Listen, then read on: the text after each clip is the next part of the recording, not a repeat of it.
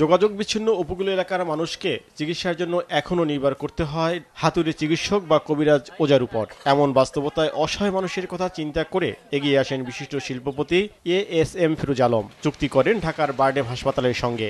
এরপর 2007 সালে পটুয়াখালী সদর থেকে 38 কিলোমিটার উত্তর পূর্বে বাউফলের কালাইয়ায় 5 বিঘা জমির উপর 50 শয্যার শাহেদা গফুর ইব্রাহিম মেমোরিয়াল বারডেম হাসপাতালের কাজ শুরু করেন। আধুনিক চিকিৎসা সেবার পাশাপাশি যেখানে থাকছে নার্সদের প্রশিক্ষণ ব্যবস্থা। নির্মাণ শেষে এবছরই চিকিৎসার শুরুর আশা করলেন বিশিষ্ট এই সমাজসেবী। আশা করি এই বছরের ভিতরে কাজ শেষ হবে।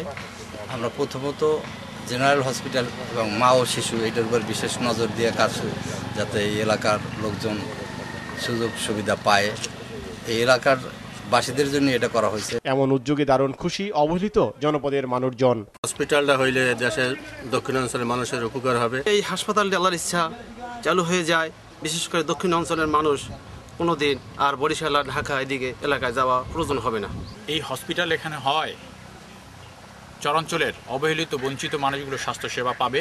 এই হসপিটালের মাধ্যমে পটুয়াখালী, বরগুনা, ভোলা, বিশেষ করে চরাঞ্চলের মানুষ অল্প খরচে স্বাস্থ্যসেবা পাবে। সামাজিক উন্নয়ন কল্পে তার যে উদ্যোগ, এই জন্য আমরা এলাকাবাসীর পক্ষ থেকে আমি তাকে ধন্যবাদ জ্ঞাপন করি। হাসপাতালটি চালু হলে উন্নত চিকিৎসার জন্য রাজধানীতে যেতে হবে না বলে জানালেন জেলার সিভিল সার্জন। আমাদের এখান থেকে চিকিৎসার জন্য যদি দূর দূরান্তে যেতে হয়, যদি এই হসপিটালটা আপনার ওয়েল ইকুইপড এবং ওয়েল ফিজিশিয়ান যদি থাকে, তাহলে আমাদের এত অঞ্চলের লোকজন উপকৃত হবে।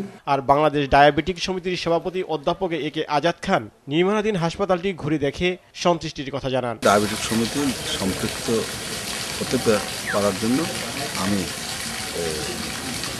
সমিতির পক্ষ থেকে পুরস্কারকে ধন্যবাদ জানাচ্ছি। হসপিটাল স্বাস্থ্যের ব্যাপারে বিশেষ ভূমিকা রাখে। আরও একটা কথা আমি বলবো, সেটা হলো এই হসপিটালের সাথে ভবিষ্যতে অদূর ভবিষ্যতে একটি নার্সিং কলেজ যুক্ত। মহতি এমন উদ্যোগে সমাজের বিত্তবানরা এগিয়ে এলে চিকিৎসা ক্ষেত্রে কিছুটা হলেও গরিব মানুষের দুর্ভোগ কমবে বলে মনে করেন বিশেষজ্ঞরা। উজ্জ্বল ইসলাম, RTV নিউজ ডেস্ক।